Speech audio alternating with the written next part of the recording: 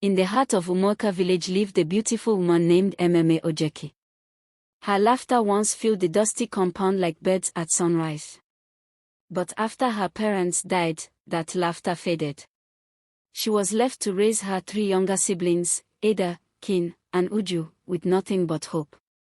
Each night, she sat by the dying fire, whispering prayers. "I'll do anything to keep them alive," she said, her voice trembling. The next day, when Okafor, a kind palm wine tapper, asked for her hand, she agreed. Life with him was peaceful but poor. Her siblings grew thin. The pain in their eyes broke her heart. If love cannot feed them, maybe money will, she thought, unaware that this choice would lead her into darkness from which she would never return. Mma Ojeki tried her best to be a good wife. She fetched water, cooked for Okafor, and helped him climb palm trees when his legs were weak. But every evening she saw her siblings waiting at her doorstep, hungry and cold. Her heart ached like fire. One market day, a rich trader named Obina from Bayari saw her. He was tall, with gold bangles on his wrist and a voice that carried authority. "You deserve better, Ojeki," he said softly. Tempted by the thought of food and school fees, she began meeting him secretly. Soon he asked, "Will you marry me?" She hesitated but then thought of her siblings' ribs showing through their skin. "Yes," she whispered. And so, Mma Ojeki became the wife of 2 men, one for love, one for survival. Her double life began. On Mondays and Tuesdays, she stayed with Okafor in Umuaka, cooking yam and palm oil stew. By Wednesday, she was in Bayari, laughing beside Obina's golden plates. To hide her lies, she told each man she was visiting a sick aunt. It worked, for a time. Her siblings grew stronger, and for the first time in years, their pots were never empty. But at night, Mma Ojeki couldn't sleep. She would stare at the moon and whisper, "Forgive me, Mama. I only wanted to save them." Her heart carried guilt like a secret drumbeat. Still, she told herself it was worth it. She didn't know fate had already sent someone to collect her debt, a man from the mountains who fed on blood and deceit. One market day, Mma Ojeki met him, Dyke, the stranger from the hills. He was unlike any man she had ever seen, tall, dark, and silent. His eyes were strange, almost glowing, and his smile sharp as a knife. "You sell beauty cheaply," he said, dropping a gold bangle into her hand. His wealth was beyond measure. In weeks, he flooded her family with gifts, bags of rice, goats, wrappers, and coins that shone like the sun. When he proposed, she didn't think twice. "This will end our suffering," she said to herself.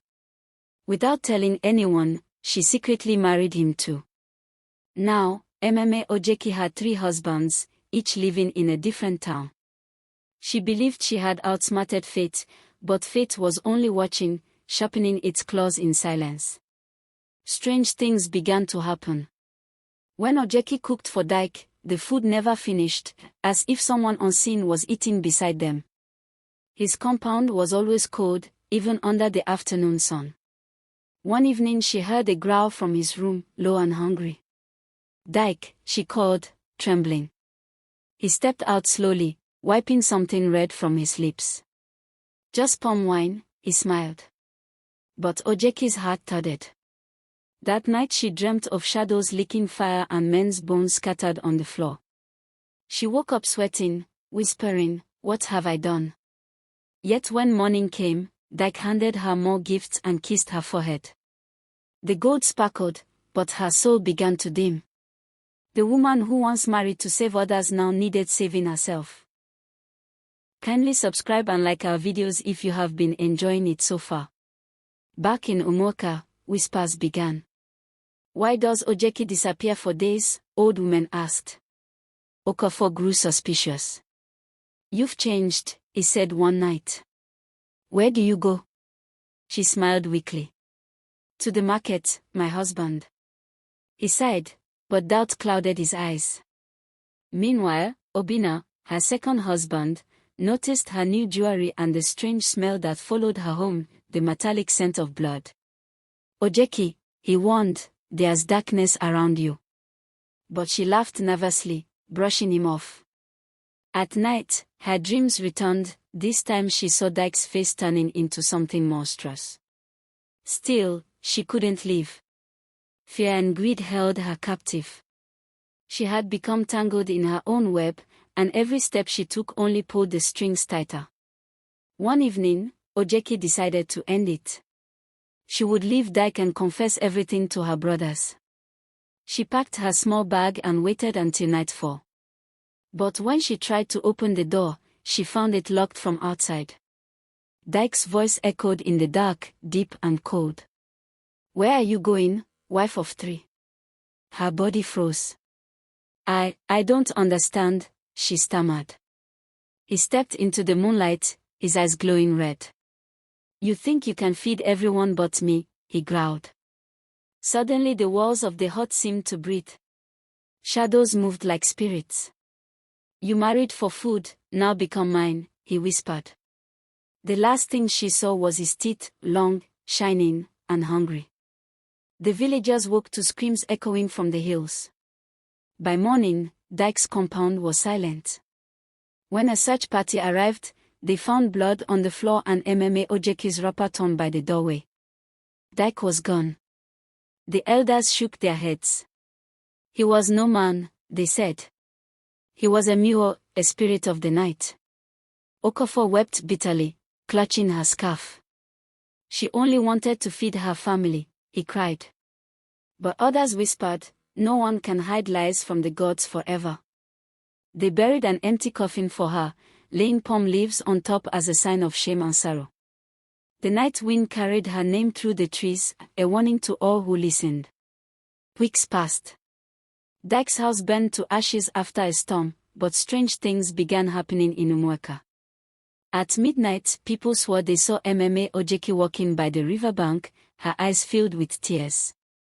Fishermen said her spirit wept, saying, "I only wanted them to live." Some villagers claimed to hear her voice warning young girls who planned deceitful marriages. "Never sell your truth for silver," she whispered from the wind.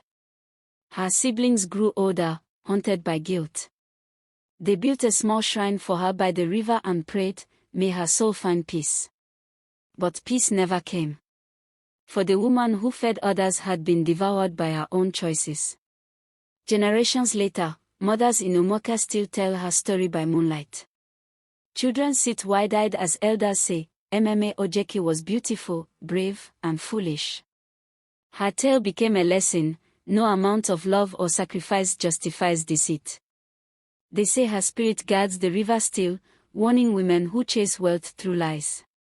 Sometimes, when the moon is full and the wind is cold, you can hear her soft voice crying, not for herself, but for every woman who thinks pain can be hidden beneath gold. And so, her name lives on, not in honor, but as a reminder that hunger may be cured by truth, but deceit always feeds the darkness.